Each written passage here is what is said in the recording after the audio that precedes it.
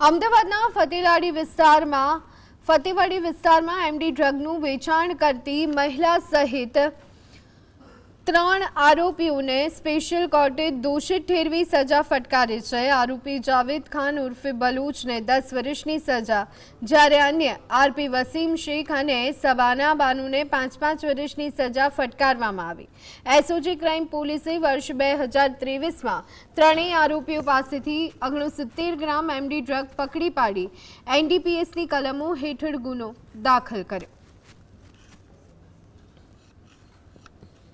એસઓજીને બાતમી હકીકત મળેલ કે અગાઉ એનડીપીએસના ગુનામાં પકડાયેલા આરોપી જાવેદ ખાન તેમજ તેના 2 મળતિયાઓ 3 જણા સાથે મળી એમડી ટ્રકનો જથ્થો ફતેવાડી કેનાલ પાસે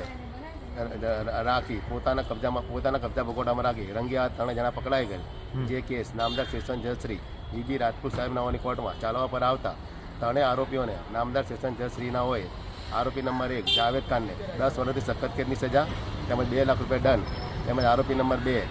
વસીમ અહેમદને 5 વર્ષ સખત કેદની સજા તેમજ 1 લાખ રૂપિયા દંડ તેમજ આરોપી નંબર 3 સબાના બાનુને 5 વર્ષ સખત કેદની સજા તેમજ 1 લાખ રૂપિયા દંડ કરેલ છે।